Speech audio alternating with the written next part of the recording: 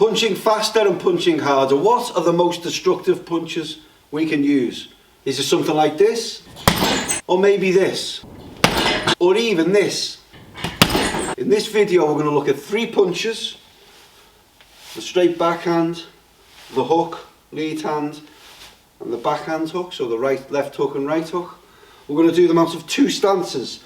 The bladed stance or the squared stance, and we're going to use slips in and slips out, so one skill, to see how that affects our peak velocity. All of that gives us 10 variations of the punch. We are going to measure them with a specific device for peak velocity. There is massive learning in this video, just to give you an insight of the differences we're dealing with. The first highest velocity punch and number 10, there's a 35% difference in the velocity that we achieve. This video is littered with learning, honestly. Right, method. What did we do? On the heavy bag, I used a device called a Hykso, small device that measures the speed. Don't write to me, ask them where you can get one. They seem to have gone out of business. It got sent to me a number of years ago. I've managed to get it going with an old iPhone. But that, we're using one metric from that, that's measuring the velocity, so the speed of the punch, the peak velocity. Over the 10 punches, that device measures the average peak velocity over those 10 punches. Big assumption here, I'm about 176 pound, that gives me 176 pound of mass.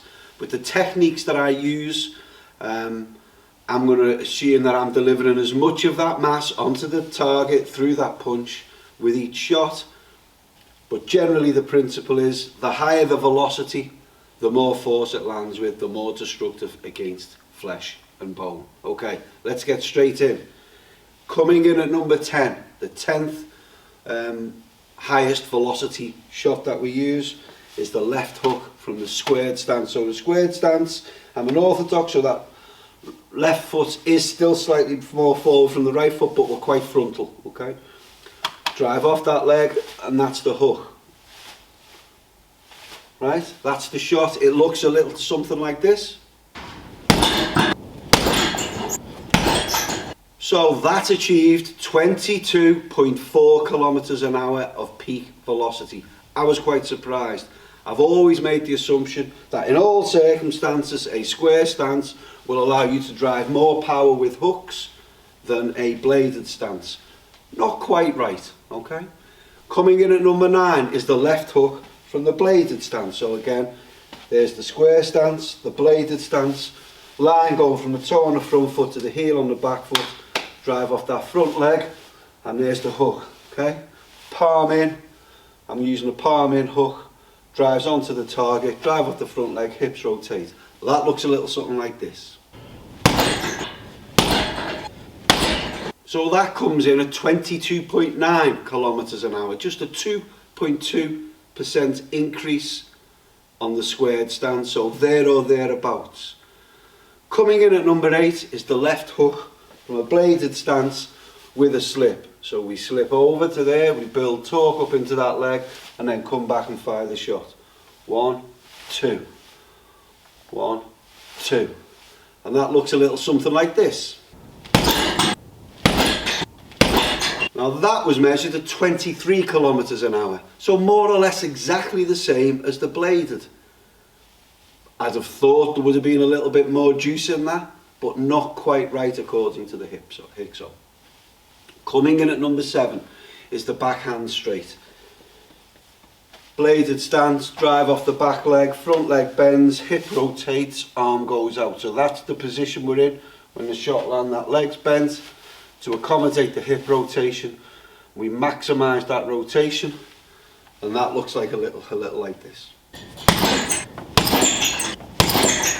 So that hit a peak velocity of 24 kilometers an hour, a whole kilometer an hour faster than the left hook from the blade with the bladed stance with the slip, and that's about a 4.2% increase. And that's a great long range stopper, especially if you've got an opponent moving towards you. Straight backhand, amazing. Good stopping shot. Then we move on to number 6. So we're heading into the top 5. Backhand straight with a step across of the lead foot. So what we're doing as we throw the shot, we step across there and that drives the straight shot. Yeah? And that looks a little something like this. Now we hit 25 kilometers an hour on that one. So again, a whole kilometer an hour faster than just the straight backhand. And that's a 4% increase. But look, the reason I really like that shot, it adds a bit more power. But if we do that, then we can pivot away and open up some nice angles on the opponent. So there's a little bit more to that one than just getting a bit more power. Now we are heading into the top 5. These are the big daddies of peak velocity. There's some really big and important lessons at the end of this top 5. So stay tuned, okay? In number 5, we've got the right hook from the squared stance. So again, squaring our stance, driving off that leg, hips rotate, and we're going around there, okay? That looks a little something like this. So 26.5 kilometers an hour, that's a big leap from the straight backhand. That's a 5.7% increase in peak velocity. Now, I don't know, I think we're probably talking about, because we're driving from there, we've got a greater distance to target. It is my dominant hand, okay, so that probably explains the big leap. And these are some relatively, they're quite big leaps in between the shots now as we get to the business end of this stuff.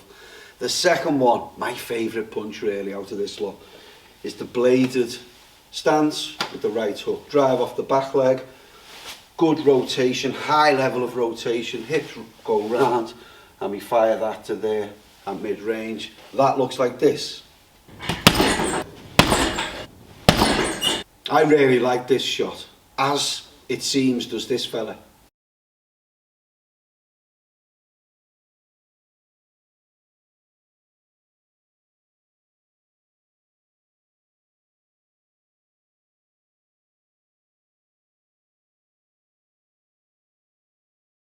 So 28.7 kilometers an hour. That's a 7.7% increase on the squared stance version. And I like this shot because it's a really great mix of control and power. You get the technique right on that one, and it is destructive.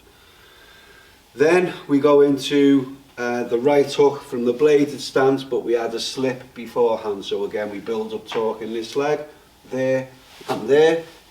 1, 2, 1, 2. This looks like that on the bags.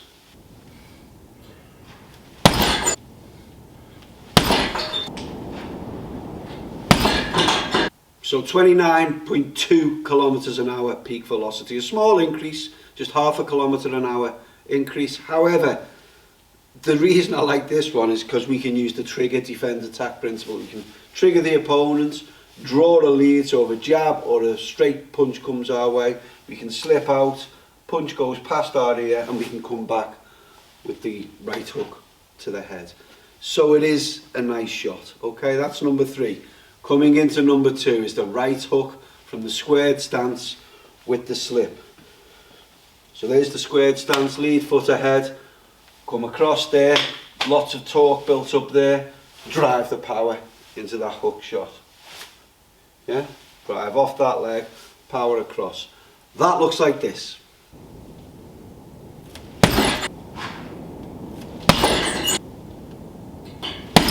So that's 29.6 kilometers an hour peak velocity. Again, a small increase on the right hook from the bladed stance with a slip.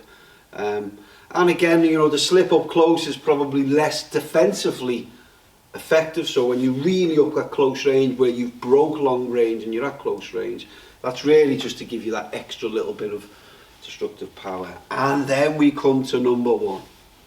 The highest velocity punch that I was able to achieve on the heavy bag and measured using the Hykso device is the left hook from the squared stance with a slip. So from that position, we come across there, drive off that leg, and drive the power round to there. Okay, that looks like this.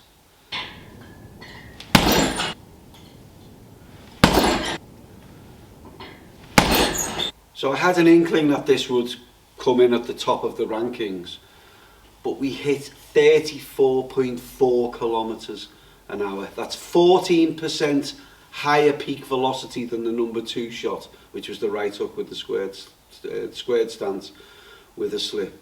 It's 35% more powerful than number 10, which was the left hook from the squared stance. But so by simply adding, so we've got the left hook from the squared stance, by simply adding that slip, we drive 35% more speed into the shot. Now, why is this? You know, why has that come out so much higher than everything else? Well, there's lots of stored energy in the leg. It could be that, look, it's my most used hand. Most boxers who are orthodox, so I measured this, I did a 15-minute round, and I throw 32% more of those than I do of those. Right? And that, I would guess, is probably about right. But if you want to really drive high speed, the left hook from the squared stance, according to my findings, is the shot to go for. What does it all mean? Look, generally speaking, your dominant hand will give you greater peak velocity. 6 of the top 7 shots are my backhand, so my right hand. And of course, that bladed right hook. That's a great shot. You know, really get the technique right on that. You drive them hips around, get good high velocity. It's a nice balance of control and power. If you want to increase velocity, add a slip. You know, all of the top 3 punches all involve a slip before the punch.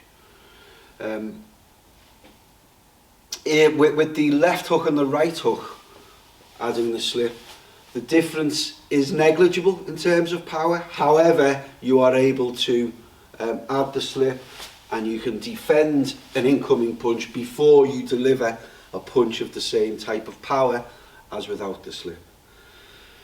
You'll notice that I've not mentioned the word knockout once in this video, for good reason. There are more variables involved in a knockout. The setup, the diversion, the timing in terms of timing the opponent and using their mass against them. Interesting, the lowest velocity punches we use, so the left hook square and the left hook bladed, they've been responsible for a lot of unconscious people over the years. So don't, you know, onto the last point, don't adapt your style wholesale just to get into a position to land a left hook from a squared stance with a slip. You become predictable. Hone the technique, get the technique better, but be versatile. I've got all of this written up on the page on my website. You're able to see the punches we used, the measures, everything else. There's a link down below. You can go and find that on the website. Also, you can download the book, my book, The Beginner Boxer Toolkit. 68 pages, packed full of insight, whether you're a competitor or whether you're in this for fitness. Otherwise, my name's Franz, and if you've enjoyed this video, drop me a comment, subscribe. I look forward to seeing you in the next one.